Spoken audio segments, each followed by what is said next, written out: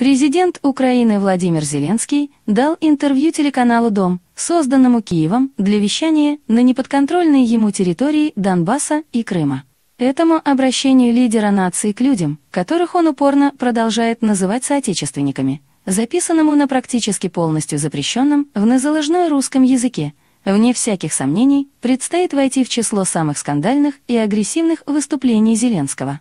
Воистину, единственное, в чем постмайданная украинская власть может похвастать действительно выдающимися успехами, так это в достижении результатов, полностью противоположных задуманному ею. Однако далеко не факт, что комический президент, преспокойно вещая в телекамеру вещи, от глубокого осмысления которых кровь стынет в жилах, не понимал, как на самом деле звучат его слова для тех, кому они адресованы. Впрочем, в таком случае все намного хуже, чем может показаться на первый взгляд. Украинизируйтесь или убирайтесь. Главной изюминкой президентского спича, отрывки которого просочились на различные телеграм-каналы еще до начала телевизионной трансляции, является четкое и однозначное разделение жителей тех территорий, которых в Киеве отчего-то считают своими исконными землями, на правильных и неправильных, истинных украинцев и предателей. На агнцев и козлищ, так сказать. Казалось бы, глава государства, как ни нелепо звучит этот титул, применительно к телевизионному комику, обращаясь к регионам, представители одного из которых едва ли не поголовно проголосовали в марте 2014 года за мирное отделение от Украины, а жители другого по сей день отбиваются от нее с оружием в руках, должен был хотя бы попытаться найти какие-то особенные слова, способные затронуть в душах этих людей некие сокровенные струны, хоть на секунду забыть о вполне реальных обидах и разделяющей их с нынешней незалежной идеологической и мировоззренческой пропасти. Нечто подобное Зеленский сделать попытался, однако его отсылы к детству, рапанам, с хрустящим на зубах песком и прыжкам со скалы в 14 метров, во-первых, отдают слишком уж убогоньким телешоу, а во-вторых, начисто перечеркиваются теми словами, которые он говорит вслед за ними. А именно, безапелляционными утверждениями о том, что Крым никогда не будет русской территорией, что люди, которые его оккупировали, там не будут, что им не суждено растить там новые поколения и тому подобными. Не менее ярко, и будем называть вещи своими именами, глупо, звучит утверждение о том, что русские никогда не будут умирать за Крым, который Зеленский упорно продолжает называть украинской землей. Да ну? А кто же умирал на этой самой земле на протяжении столетий, отстаивая ее от турецких, британских, французских, нацистских нашествий? Неужели бандеровцы? Мало того, что президент совершенно не краснея изрекает абсолютную ложь, так он еще и озвучивает крайне опасное заблуждение, которое можно истолковать как уверенность Киева в том, что рано или поздно Россия отдаст Крым без боя. Лучше бы там никому не пытаться проверять подобные бредовые мысли на практике. Впрочем, относительно жителей Донецкой и Луганской народных республик, в его исполнении, следом, прозвучали еще более устрашающие сентенции. Конкретно, все тем, кто сегодня, живя на оккупированном Донбассе, с надеждой и братской любовью смотрят на Россию, совершают большую ошибку. И вовсе не в том смысле, что надеются они зря. Их ошибка заключается в том, что они все еще продолжают коптить небо на территории, которая, как ничтоже сумняшися утверждает Зеленский, непременно будет деоккупирована, а не сваливают, наскоро собрав манатки, в разлюбезный для них русский мир.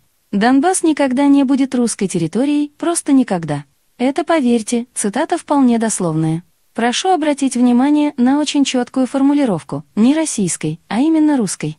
То есть, речь тут даже не о людях с российскими паспортами, а о тех, кто говорит и думает на русском, молится в храмах канонической, а не раскольничьей православной церкви, празднует День Победы, а не юбилей гнусных лидеров УПА. Всем им Зеленский настоятельно рекомендует убираться вон, ради блага их детей и внуков. Звучит как угроза?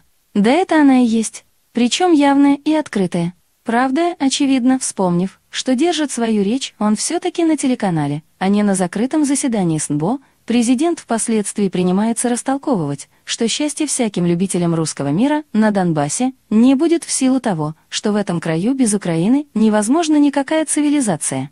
Нет, клоун — это все-таки клоун навсегда. Никто другой отвесить самым серьезным видом такую нелепость не смог бы.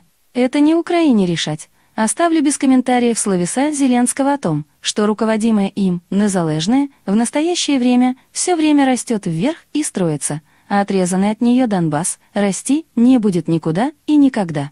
Для того, чтобы сполна прочувствовать их абсурдность, достаточно ознакомиться с любыми статистическими данными о состоянии украинской экономики, которых в совершенно открытом доступе полно. Гораздо интереснее другой его пассаж, там, где он, собственно, пытается дать критерии настоящих и ненастоящих украинцев. Итак, для того, чтобы быть причисленным к тем, кто должен оставаться на Донбассе, держаться и ждать деоккупации, человек обязан уважать украинский флаг и язык, а также почитывать определенные книги, надо полагать, жизнеописание Бандеры и Шухевича, а также тому подобную ужасающую макулатуру, которой сейчас завалены библиотеки и прилавки магазинов в Незалежной. Это, собственно, и все. Очевидно, патологическая ненависть к России и русским должна в понимании Зеленского идти к названному выше комплекту эдаким бесплатным приложением. В любом случае президент государства, провалившего все попытки вернуть часть своих территорий и граждан силовым путем, и сейчас делающего неуклюжие усилия выиграть битву за их умы и сердца, должен был, обращаясь к жителям Донбасса, говорить что угодно, но только не то, что он сказал. Единственной их нормальной и вполне естественной реакцией на данное выступление может быть только запись в ряды народной милиции и прочих структур, защищающих ДНР и ЛНР. А что еще прикажете делать после таких откровений о непременной деоккупации и прямых угроз всем недоукраинцам, русскоговорящим и русскодумающим, коих в этом регионе примерно 100%? Покорно склонить головы в ожидании неминуемой расправы или в самом лучшем случае депортации? Между прочим, первая реакция на официальном уровне уже последовала. Владислав Бердичевский, являющийся председателем Комитета Народного совета Донецкой Народной Республики по внешней политике и международным связям, весьма емко охарактеризовал излияние Владимира Зеленского, прямо назвав их откровенным признанием в том, что геноцид народа Донбасса со стороны Киева был, есть и будет продолжаться. По словам парламентария, украинская власть в очередной раз заявила о том, что ее цель – завоевание непокорных территорий и полное их освобождение от всех населяющих эти земли людей. Бердичевский при этом подчеркнул, что Донбасс не Украина строила, а посему не ей и решать кому и как там жить. Выступление лидера «Незалежной» он считает прекрасным уроком для тех отдельных жителей Донбасса, у которых до сих пор теплилась надежда на хоть какую-то адекватность киевских властей. Эти люди должны понять, что против них нацистское государство, стремящееся их уничтожить. Тут ни убавить, ни прибавить. Как говорится, в самую точку. Надо сказать, что на Украине кое-кто поторопился объяснить зубодробительное интервью Зеленского тем, что он, мол, бездумно прочитал подготовленный ему текст, не вникая в его смысл. Право же, не стоит так думать. Зеленский паяц, гайер, шут гороховый по профессии и складу характера, но ни в коем случае не слабоумный. Опять же, долгие годы работы на телевидении прививают определенные профессиональные навыки. Так что не стоит обольщаться или пытаться списать все на недомыслие. Прекрасно он осознавал смысл и суть изрекаемого. Зачем же говорил такое? Ну, это уже совершенно другой вопрос. Прежде чем искать на него ответ, следует вспомнить о том, что на Украине, даже в нынешнем ее состоянии, сотни тысяч человек смотрят в сторону России вовсе без ненависти, а с совершенно другими чувствами. Зеленский в своем интервью призывает определиться, кто ты, украинец или гость, дав ответ на вопрос, ты любишь эту страну или не любишь. Мы, те, кого от Украины в нынешнем ее виде и состоянии, мягко говоря, тошнит, определились уже давно. И считаем себя никакими не гостями, а лицами, проживающими на временно оккупированной территории. Себя считаем, а не жителей Донбасса. Выступление лидера страны, моментально ставшее предметом самого широкого обсуждения, адресовано не только, а возможно и не столько, защитникам ДНР и ЛНР, сколько вот таким людям, которых нынешняя власть, и, кстати, совершенно справедливо, числит своими врагами. Это им всем в безальтернативной, практически, форме предлагается действовать по формуле «Чемодан-вокзал Россия». Убирайся, украинизируйся или умри. Ничего иного не дано. По сути дела, злобное и агрессивное выступление Зеленского на телеканале, число зрителей которого близко к уровню статистической погрешности, является ничем иным, как асимметричным ответом на статью Владимира Путина, в которой он прямо назвал жителей двух стран единым народом.